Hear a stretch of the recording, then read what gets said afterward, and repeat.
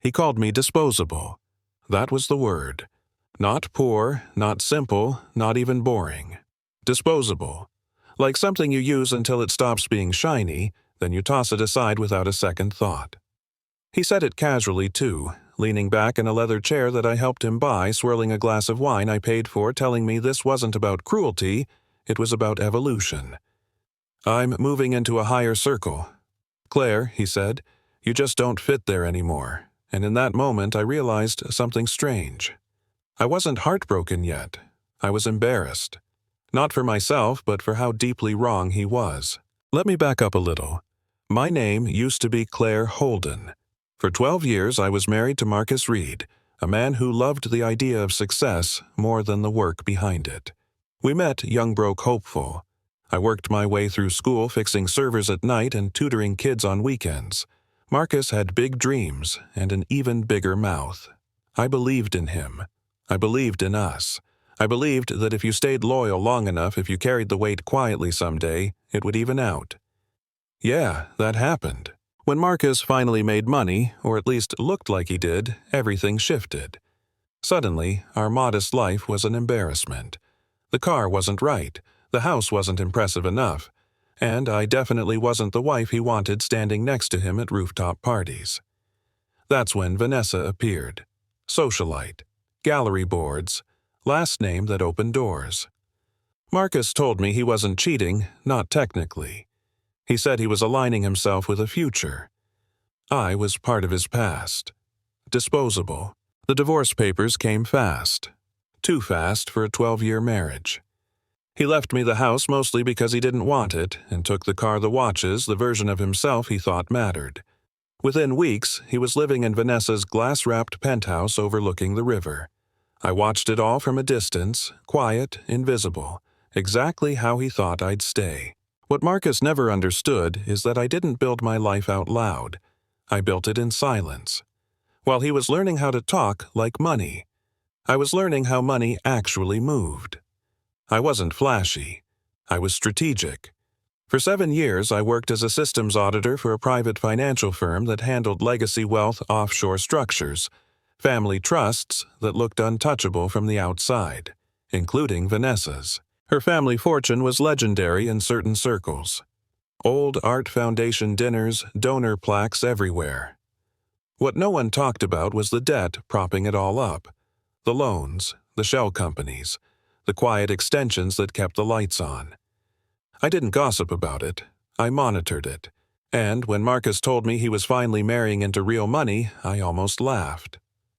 Almost. The turning point came on the day our divorce finalized. Marcus insisted on bringing Vanessa to court. He wanted the visual, the upgrade. He smiled at me like he'd already won. No hard feelings, Claire, he said, adjusting his cufflinks. Once Vanessa's trust clears next quarter, I'll make sure you're comfortable. Vanessa nodded like she was doing charity. I smiled back and said nothing, because I had a meeting scheduled that afternoon, one that would decide whether her trust cleared at all. At 4:17 p.m., I opened a file labeled Riverside Legacy Holdings, Vanessa's family vehicle. They had requested an emergency disbursement. $5 million. Wedding costs, property restructuring. The signature required wasn't from a board, it was from the lead auditor, Reed. I read the numbers again, not because I was unsure, but because I wanted to feel the weight of it. Then I marked the request denied. Insufficient assets triggered a full review and closed my laptop. That night was supposed to be their announcement party. Marcus invited every executive he knew. I walked in through the side entrance not as a guest but as the representative of the firm underwriting the event. When Marcus saw me, his face froze. "What are you doing here?" he whispered. I took a sip of champagne and said, "Working." Vanessa joined us, pale phone shaking in her hand. The caterer's card had declined. The hotel wanted payment. Marcus told her to call the bank. I leaned in and said softly, "They already did." The collapse was slow then, all at once. Marcus's phone lit up. His firm wanted answers. His promotion review was suspended. People started whispering. Vanessa's friends drifted away like smoke. By the end of the night, security was escorting them out a back exit. The party continued without them. I made sure of it. 2 hours later, I stood in the penthouse Marcus thought was his prize. A man with a clipboard waited by the door. Everything inside was leased. Art, furniture, even the wine fridge. The holding company had defaulted. The primary creditor had exercised their rights. Marcus asked who that was. I handed him the document. My company. He sat down hard, like gravity finally found him. You did this, he said. I corrected him. I documented it. The next morning, Marcus was fired. Not quietly, publicly. His firm didn't just cut him loose, they opened an internal investigation. I didn't celebrate. I felt something better. Closure. Or at least I thought I did. Then his mother showed up. Evelyn Reed didn't knock. She entered my office like she owned it, carrying a contract from our marriage.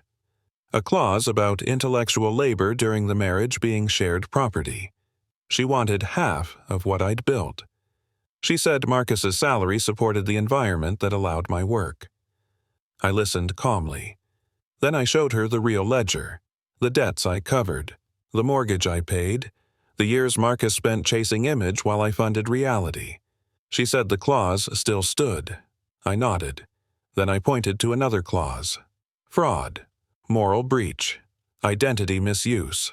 Marcus had co-signed loans using our joint tax records without my consent. Criminal acts. If she pushed this, I'd countersue and expose everything. She looked at the contract for a long time. Then she fed it into the shredder. I thought that was the end. It wasn't. Marcus didn't leave town like he promised. He came to my office one night unhinged, holding a gun demanding access to my accounts. He thought money would fix the hole inside him. He didn't know the system had already locked him out the moment he stepped onto the floor. When he tried his old credentials, alarms triggered. Law enforcement arrived within minutes. Vanessa had called them. She traded his location for immunity. In the end, loyalty was just another transaction. Marcus cried when they took him away. Asked me why I had to be better. I told him I wasn't better. I was just done carrying him. Months later, I sat in the same library where I once studied at night, exhausted, invisible. I funded a tech center there. Not with my name on the wall, just resources, tools, opportunity. I released the system my father had designed years ago, open source free. No gatekeepers, no velvet ropes. I gave up control to build something bigger than revenge. The final divorce papers arrived quietly. No fight left in them. I signed, closed the folder, and went outside. The city kept moving. People rushing to jobs, to dreams, to survival. I recorded one last video that night sitting in a plain sweater, no penthouse behind me. I told the truth. That being called disposable nearly broke me, and then it freed me. So let me ask you this. When someone decides your worth based on status, money, or proximity to power, do you try to prove them wrong, or do you outgrow the entire room they're standing in? Tell me what you think. Share your story. And if you've ever been underestimated, stay quiet a little longer. Let them be surprised.